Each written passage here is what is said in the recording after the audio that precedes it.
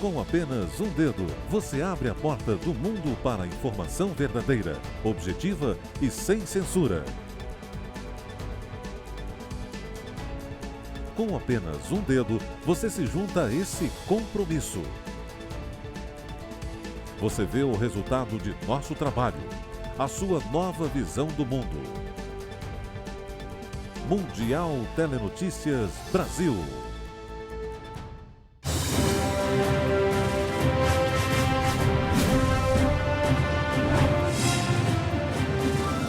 Olá pessoal, estamos começando agora mais uma edição informativa do Mundial Telenotícias Brasil. Acompanhe comigo, eu sou Paulo Echevarria.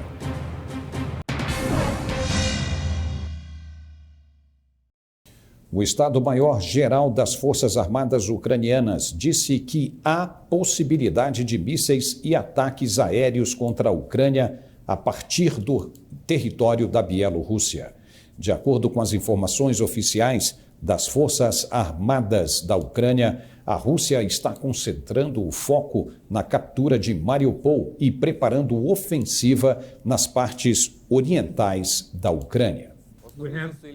O porta-voz das Forças Armadas, Alexander Shuputun, disse nesta sexta-feira, em um briefing diário, que a Bielorrússia está realizando atividades operacionais e de combate nos campos de treinamento em todo o país. Shuputun disse que o exército russo continua bloqueando Kharkiv, montando campos minados para impedir o avanço do exército ucraniano. O embaixador ucraniano no Reino Unido disse nesta sexta-feira que as forças russas estão bloqueando o acesso ao Mar Negro e impedindo tanto a assistência humanitária ao país quanto a exportação de mercadorias para mercados mundiais. Questionado sobre alegações de crimes de guerra cometidos por forças ucranianas, Pristaiko disse que todos os incidentes seriam investigados. O embaixador argumentou que havia uma diferença entre matar no contexto de combate militar e atacar civis. Ele lembrou que a Ucrânia tem um papel importante na segurança alimentar em todo o mundo. Vadim Pristaiko acrescentou que muitas nações da África e da Ásia dependem dos grãos ucranianos que estão sendo mantidos em armazéns. Ele disse ainda que há civis russos matando e estuprando civis ucranianos. E, segundo ele, há diferenças nesse contexto.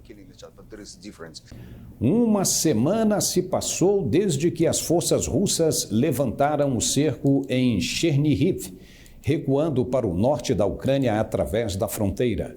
A mudança do foco da Rússia para o leste levou alívio para a cidade, mas ainda há pessoas escondidas em abrigos à noite. Muitos habitantes dizem que continuam nos abrigos porque suas casas foram destruídas ou danificadas, ou simplesmente porque ainda se sentem inseguros para voltar, apesar da retirada das tropas russas. Yulia Bomber, que vive em um abrigo desde o primeiro dia da guerra com um filho de 8 anos, disse que dezenas de pessoas ainda estão por lá. На даний час залишилося близько 60 осіб. Це люди, які залишилися без житла, люди, яких вдома немає ніяких комунікацій.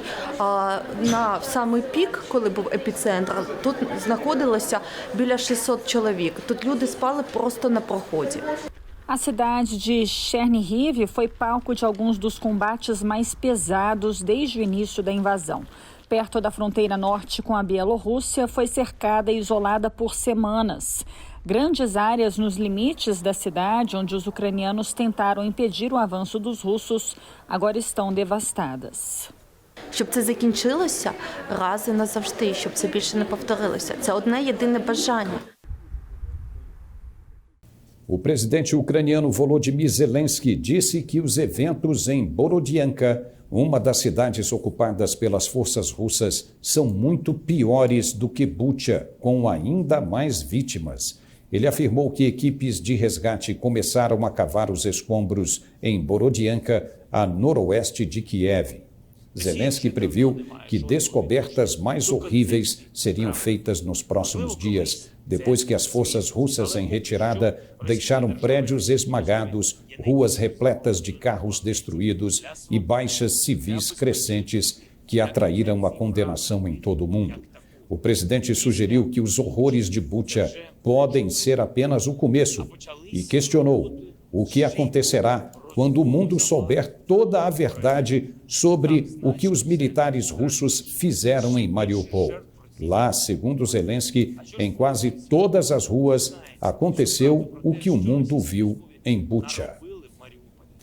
O porta-voz do Kremlin, Dmitry Peskov, reconheceu que a Rússia sofreu perdas significativas de tropas na Ucrânia. Em entrevista a uma rede de TV britânica, ele chamou as perdas de uma grande tragédia. Peskov também disse que a Rússia vai retirar suas tropas das regiões de Kiev e Chernihiv como um ato de boa vontade. E para mostrar que a Rússia está realmente pronta para criar condições confortáveis para a continuação das negociações. Na verdade, as tropas foram realmente retiradas das regiões como um ato de boa vontade durante as negociações entre as duas delegações, delegação russa e ucraniana. E foi um ato de boa vontade apenas para aliviar as tensões dessas regiões e para mostrar que a Rússia está realmente pronta para criar condições confortáveis para a continuação das negociações. A Austrália vai doar uma série de veículos blindados Bushmaster modificados para a Ucrânia. Foi o que disse o ministro da Defesa do país nesta sexta-feira. A doação vem após o pedido do presidente ucraniano Volodymyr Zelensky ao parlamento australiano por mais ajuda enquanto o país continua lutando contra a invasão russa. Falando na base da Força Aérea Real Australiana em Ipswich, nesta sexta-feira, o ministro da Defesa australiano, Peter Dutton, disse que 20 Bushmasters seriam enviados para a Ucrânia. 4 veículos foram embarcados em um avião militar Globemaster, que decolou rumo à Ucrânia. Os veículos foram repintados em verde-oliva, com bandeiras da Ucrânia pintadas nos painéis externos, com a mensagem United with Ukraine, ou Unidos com a Ucrânia. Outros 16 Bushmasters ainda serão entregues.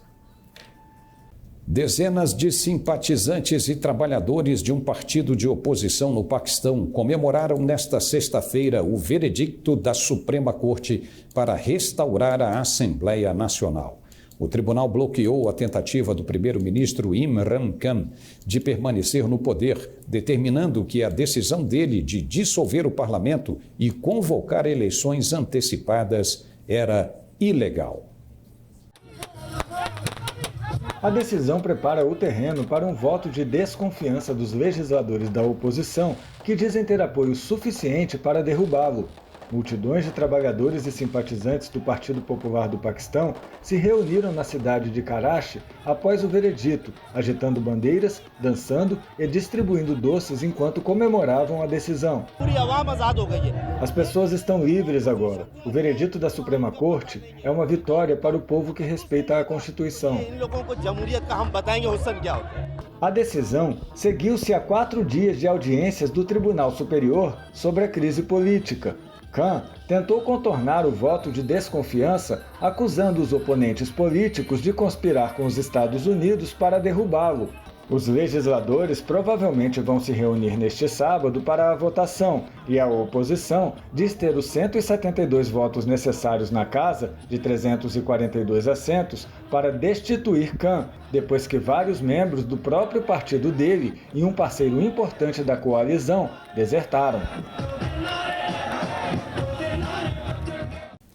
E daqui a pouco, depois do Mundial Telenotícias, você vai acompanhar a entrevista completa que Renzo Grace deu para Mundial Telenotícias.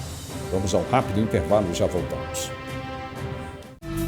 Quando Quando você precisa saber rapidamente o que está acontecendo nos lugares mais remotos do planeta, só existe um lugar, em sua própria língua. Mundial Telenotícias Brasil. Sua nova visão do mundo. Carta aberta de mãe para mãe. Ser mãe de um bebê é também conhecer um amor incondicional. É ter sono leve, pálpebras pesadas. É descobrir um novo nível de cansaço, mas também de afeto. É sorrir junto, chorar junto e tirar soneca junto. É amamentar, cuidar, preocupar, suspirar e suspirar de novo, só que de outro jeito. E depois de tudo isso, mesmo durante a pandemia, ainda ajudar outras mães com bebês prematuros em UTIs neonatais e que precisam de leite materno para se recuperar. Esse agradecimento em forma de carta é para você, que doa esperança. Um grande gesto que pode salvar a vida de quem mais precisa. Se você pode, doe leite materno. Qualquer quantidade doada faz toda a diferença. Ministério da Saúde, Governo Federal. Olá, eu sou Júnia Cajazeiro de Médicos Sem Fronteiras e tenho uma mensagem urgente sobre o combate ao novo coronavírus. Temos muita experiência na luta contra epidemias como o ebola e o sarampo e já estamos na linha de frente contra a Covid-19. Atendemos quem precisa e muitos não têm acesso a cuidados de saúde e nem água para lavar as mãos. Há famílias inteiras que moram em barracas ou nas ruas e muitas pessoas que já sofrem de outras doenças. Precisamos de ajuda urgente para combater essa pandemia e salvar milhares de vidas. Seja doador de Médicos Sem Fronteiras. Acesse agora msf.org.br ou ligue para 0800 941 0808. Médicos Sem Fronteiras. Precisamos de você para salvar vidas. É uma questão de tempo antes que você ouça a notícia. Depois de ouvi-la, você terá todas as notícias em nossa língua. Agora existe uma nova visão do mundo e um novo lugar para acompanhá-lo. Mundial Telenotícias. Profissionais de saúde que trabalhavam na maternidade Mariupol detalharam o ataque aéreo russo de 9 de março que destruiu a unidade de saúde. Falando da Polônia depois de fugir de Mariupol, a diretora de um hospital ucraniano fez um relato detalhado do ataque. Ludmila Mikalenko relatou que após o ataque não sobrou nenhuma clínica infantil. Tudo explodiu. Ela contou que o extenso pátio do complexo hospitalar virou uma cratera após o ataque contínuo com bombas. Com apenas um golpe, simplesmente não havia mais nada, nenhuma clínica infantil. Tudo foi simplesmente explodido. Nenhuma consulta para mulheres. Há uma enorme cratera que tomou o pátio inteiro. É um milagre que o oxigênio não tenha explodido. Autoridades russas tentaram repetidamente semear dúvidas sobre o ataque em Mariupol, uma cidade destruída no leste da Ucrânia, que é um importante objetivo militar russo. De acordo com especialistas em munições consultados, uma das explosões abriu uma cratera com mais de 2 andares de profundidade no pátio. A explosão indica o uso de uma bomba de 500 quilos e consideravelmente mais forte que o fogo cruzado da artilharia. Joseph Bermúdez, analista de imagens do Centro de Estudos Estratégicos e Internacionais, disse que o tamanho do buraco e os efeitos visíveis do impacto nos prédios ao redor não deixam dúvidas de que o dano não poderia ser causado por tiros de artilharia. Quase todas as pessoas que passaram pelos postos de controle russos na saída de Mariupol disseram que seus celulares foram revistados e todos os vídeos e fotos da cidade foram apagados. Segundo testemunhas, as pessoas com o que os russos consideravam imagens suspeitas ou que não possuíam documentos eram separadas das outras. A polícia israelense divulgou um vídeo de vigilância mostrando um homem palestino andando ao lado de um bar no centro de Tel Aviv. Segundo eles, o homem das imagens abriu fogo no local lotado, matando 2 pessoas e ferindo mais de 10. Foi um ataque que causou cenas de pânico em massa no coração da cidade. As forças de segurança israelenses disseram nesta sexta-feira que mataram o atirador.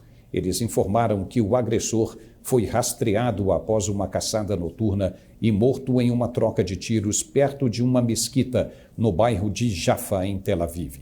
Foi o 4º ataque mortal em Israel por palestinos em menos de 3 semanas, em um momento de tensões no início do mês sagrado islâmico do Ramadã. Protestos e confrontos em Jerusalém durante o Ramadã no ano passado acabaram por desencadear uma guerra de 11 dias em Gaza. Uma mulher foi presa por suspeita de afogar os próprios filhos, um bebê e uma criança, em uma banheira dentro de casa no norte da Califórnia. Courtney Williams, de 26 anos, foi presa em casa na região de Linda, no condado de Yuba, depois que o pai das crianças ligou para a polícia. Segundo informações do Departamento de Segurança do local, o homem voltou para a casa do trabalho para almoçar, quando a esposa teria dito que havia machucado as crianças. Ele encontrou os corpos dos meninos, um de 5 meses e outro de 2 anos e meio, em uma banheira cheia de água. Apesar dos esforços para reanimá-los, as crianças foram declaradas mortas no local. Segundo uma vizinha da família, a mulher não expressava sentimentos quando foi levada pela polícia. They put her in the car and she just no expression whatsoever. Em comunicado, o xerife do condado informou que a trágica perda das crianças reverbera em todo o departamento e na comunidade e que não havia palavras para descrever a tristeza que todos sentiam pela família.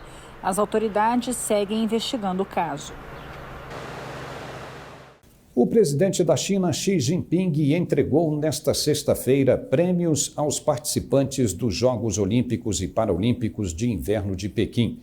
Ele disse que o país proporcionou experiências benéficas ao mundo, sediando os eventos internacionais diante dos desafios impostos pela pandemia de Covid-19.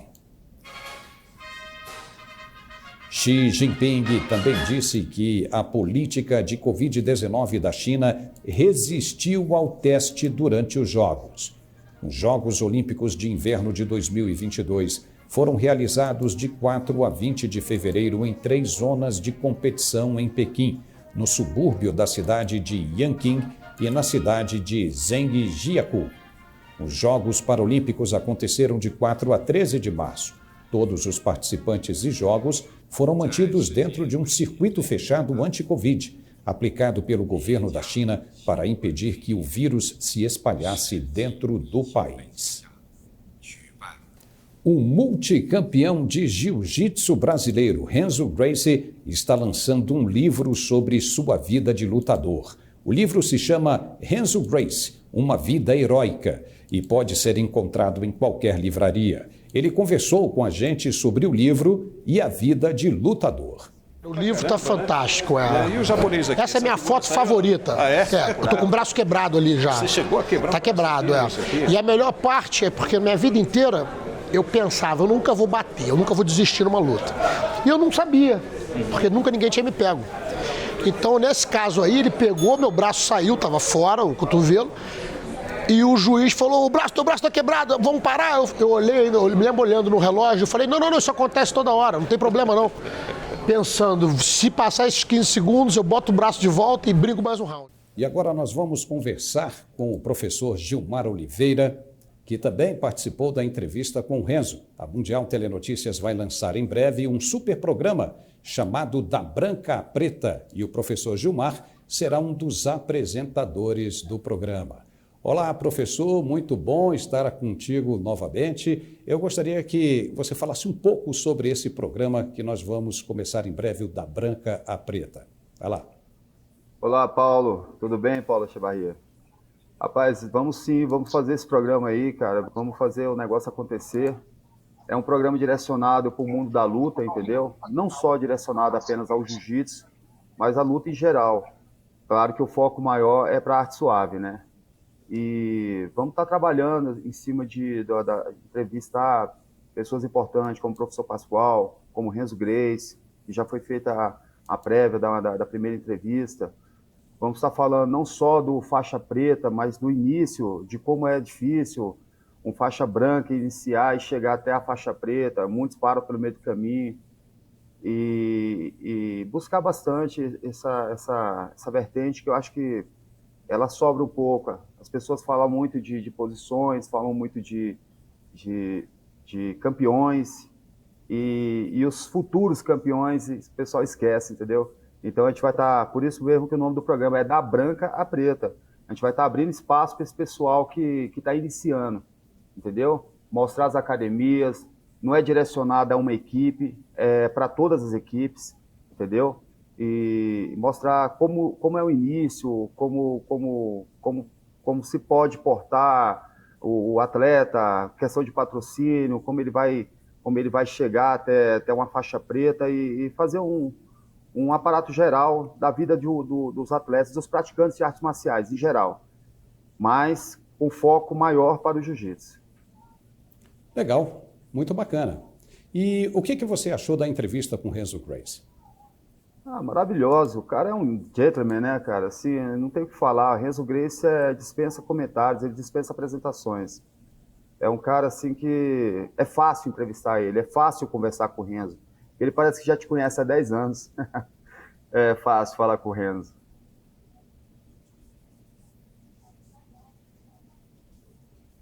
Tá certo. E olha só, daqui a pouco, logo depois desse programa, nós vamos mostrar a entrevista completa de Renzo Grace. Bom, mas agora nós vamos conversar também com outra fera do jiu-jitsu, que estará na nossa próxima rodada de entrevistas do programa. Ele é o mestre Pascoal Duarte, o Papa, branca e vermelha, muito forte. Olá, mestre! O que o público pode esperar Paulo, da sua entrevista conosco aqui no programa? Olá, Paulo. Muito legal estar aqui com você. Uma alegria muito grande sempre falar do jiu-jitsu. Ainda mais assim, né? Falar do jiu-jitsu em rede mundial. Eu estou aqui na Câmara Distrital de Brasília, onde está sendo realizada uma cerimônia em homenagem aos praticantes de jiu-jitsu. Então, para a gente ver o estágio que o jiu-jitsu chegou hoje, né? Com representação em várias instâncias da sociedade brasileira e mundial. Nessa entrevista, Paulo, a gente vai falar da história do jiu-jitsu, né? Um pouco da história do jiu-jitsu. Porque como a gente viveu tudo isso desde o início, desde a década de 70 e 80, acho que a gente pode relatar, né? Fazer esse histórico, né? As pessoas sempre têm essa curiosidade de saber como foi que o jiu-jitsu brasileiro começou, da onde veio, como foi que a gente conseguiu evoluir de uma maneira tão rápida e se colocar entre os esportes mais populares no mundo todo. Isso é uma coisa inédita, né? Um esporte, uma prática que surge e que tem menos do que 50 anos, já está entre as mais frequentadas e movimentando milhões de pessoas no mundo todo. Então, talvez fazendo um resgate dessa história, mostrando como foi que tudo começou, a gente possa compreender melhor e acompanhar toda essa evolução do jiu-jitsu, conhecido como jiu-jitsu brasileiro. Mestre, o professor Gilmar tem uma pergunta para o senhor também, eu acredito. Opa, fica à vontade, Gilmar. Tudo bem, mestre? Mestre, ao longo dessa sua trajetória riquíssima aí, e dispensa comentários, dispensa apresentações, o que o senhor me diz de quando o senhor iniciou para o jiu-jitsu que se coloca hoje no cenário mundial? Qual a diferença entre Gilmar, eu digo para coisa e outra? Muitas vezes me pergunto isso, Gilmar, e o que eu digo é o que os mestres dizem. A essência do jiu-jitsu, os fundamentos do jiu-jitsu é o mesmo, né? A essência do jiu-jitsu é você conseguir, com a sua arte, usar a sua força e a força do seu adversário a seu favor. Tornar o contrário favorável, né? E de uma maneira pacífica, ou seja, você encontra a solução, encontra as técnicas para vencer o seu adversário sem causar nenhum dano, nenhum prejuízo ao adversário. Esse raciocínio, de conseguir tornar o que vem contra a adversidade a favor, é tudo o que as pessoas querem aprender e é tudo o que pode tornar o mundo melhor. Inclusive, esse conceito de encontrar soluções pacíficas que não prejudiquem o outro quando você encontra uma solução. Isso também é a nossa mensagem de paz para o mundo todo. E é por isso que o jiu-jitsu sempre é bem aceito em uma rua, em uma cidade, em um estado, em um país. Isso não vai mudar nunca. O que muda, né, são as técnicas, a maneira de fazer.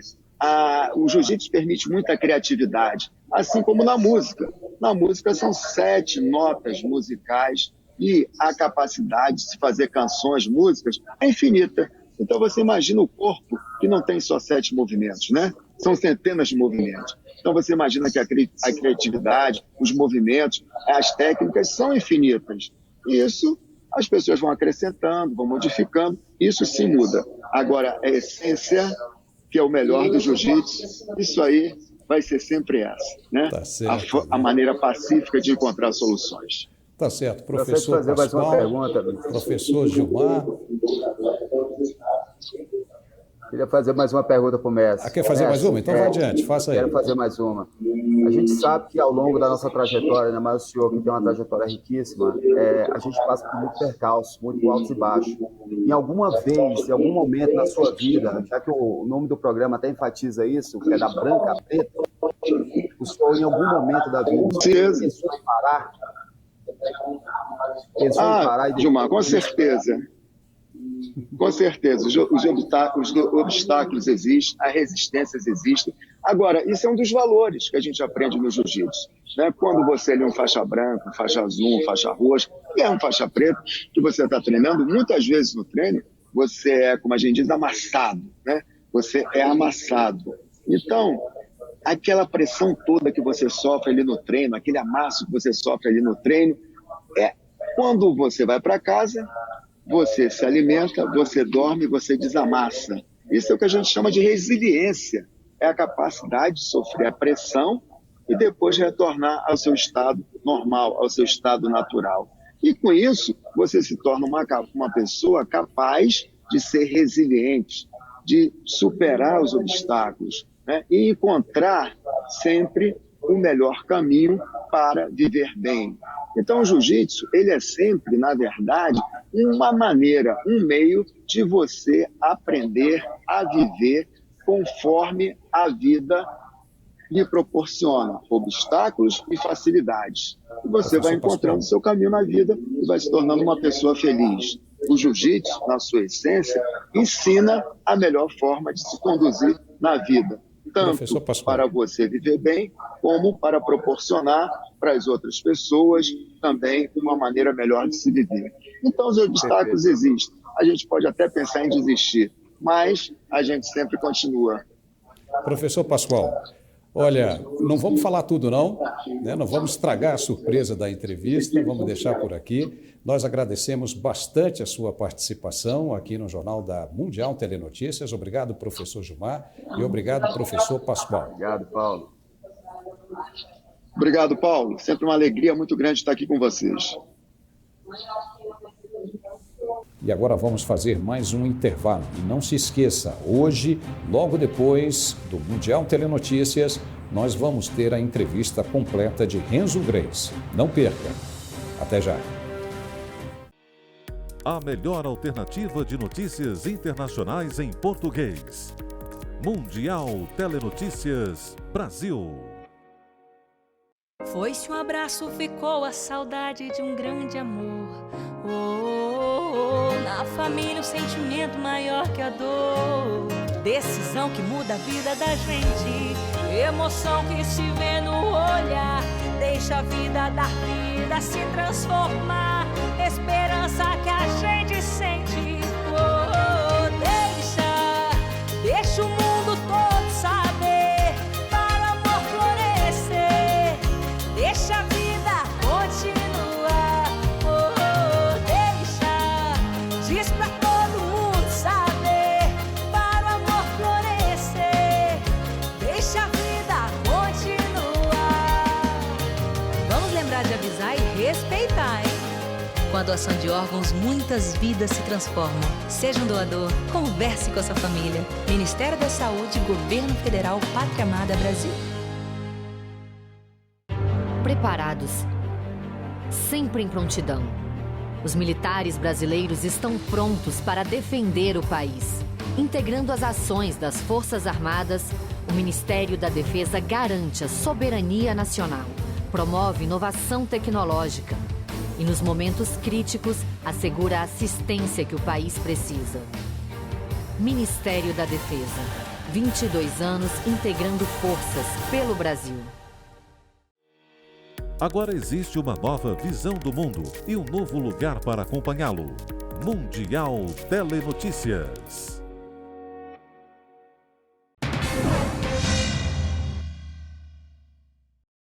Uma explosão em um bar do acampamento militar de Katindo, nos arredores da maior cidade do leste do Congo, matou pelo menos 8 pessoas. As vítimas se reuniram para beber no local pouco antes das 8 da noite desta quinta-feira, quando foram surpreendidas pela explosão.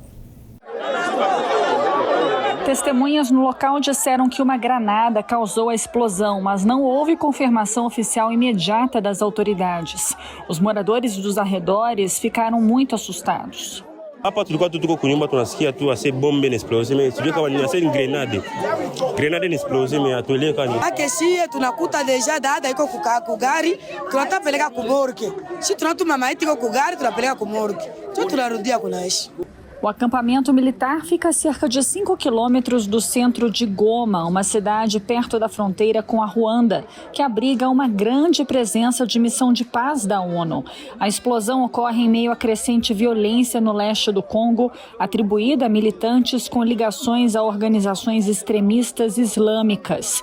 Esses combatentes têm como alvo deliberadamente os militares congoleses. Bares que servem bebidas alcoólicas também estão sob ataque crescente. No mesmo dia, um grupo afiliado ao Estado Islâmico reivindicou a responsabilidade pelos assassinatos.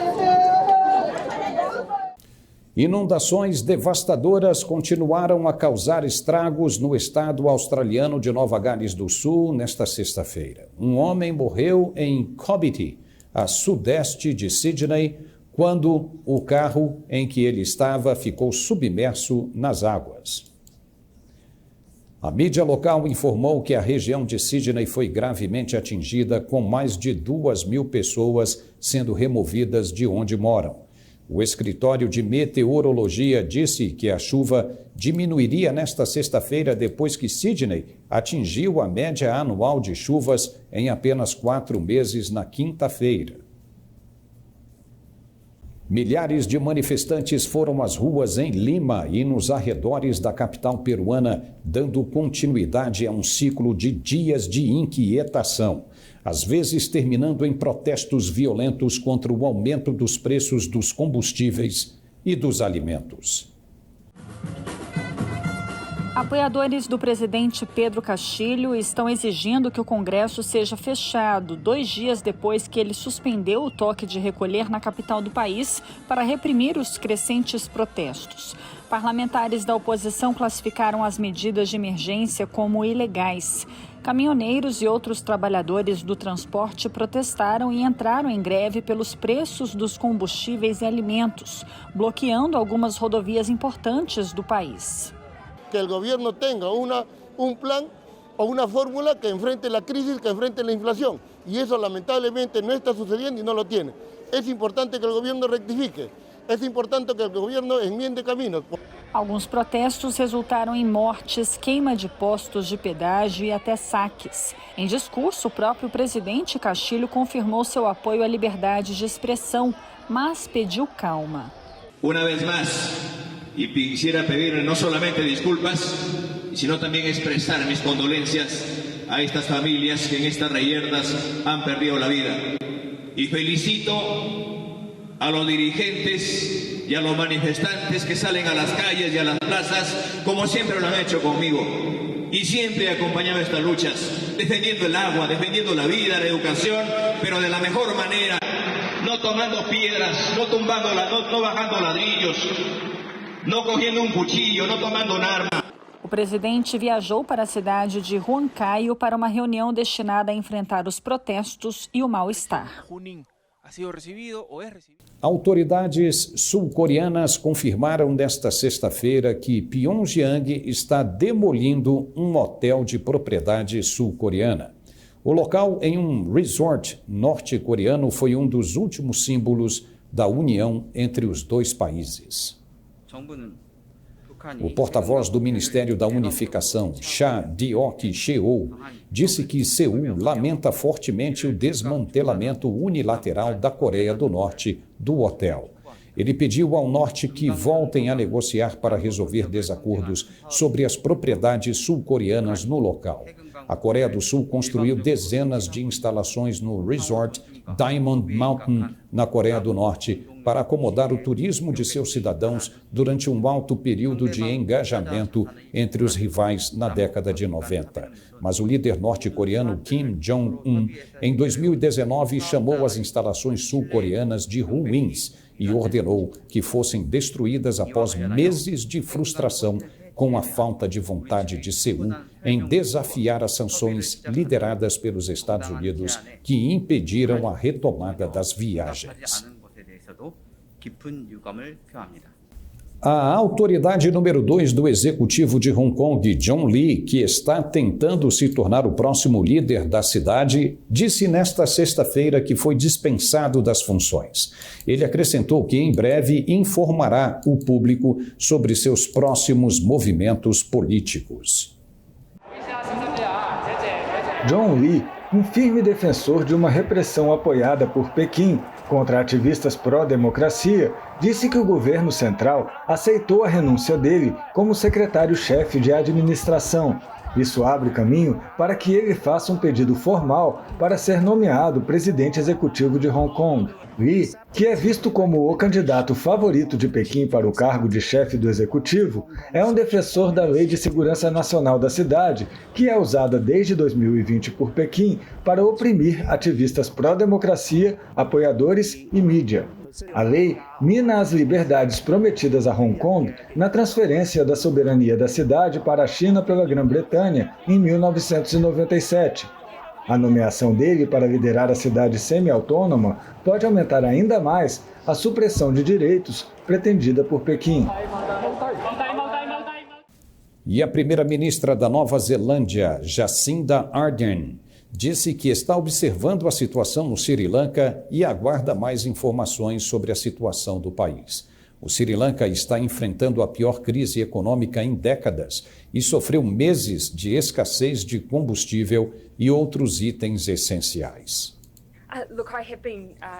A Associação Médica Nacional alertou que os hospitais não poderão fornecer serviços de emergência nas próximas semanas devido à escassez crítica de medicamentos e equipamentos médicos causados pela crise. Os protestos contra os problemas econômicos se espalharam por todo o país e se expandiram para críticas ao presidente Gotabaya Rajapaksa e à família dele, que é politicamente poderosa. Relatos da mídia da Nova Zelândia afirmam que os singaleses estão pedindo a Ardern que condene o governo do Sri Lanka por má gestão financeira. E por aqui estamos encerrando esta edição do Mundial Telenotícias. Muito obrigado pela companhia e não se esqueça, daqui a pouco vai começar a entrevista completa de Renzo Grace aqui na Mundial Telenotícias. É já, logo depois do intervalo. Um forte abraço e até a próxima edição. Quando você precisa saber rapidamente o que está acontecendo nos lugares mais remotos do planeta, só existe um lugar em sua própria língua. Mundial Telenotícias Brasil, sua nova visão do mundo. Ser mãe de um bebê é também conhecer um amor incondicional. É ter sono leve, pálpebras pesadas. É amamentar, cuidar, preocupar, suspirar. E depois de tudo isso, mesmo durante a pandemia, ainda ajudar outras mães com bebês prematuros em UTIs neonatais e que precisam de leite materno para se recuperar. Esse agradecimento é para você que doa esperança. Se você pode, doe leite materno. Qualquer quantidade doada faz toda a diferença. Preparados. sempre em prontidão. Os militares brasileiros estão prontos para defender o país.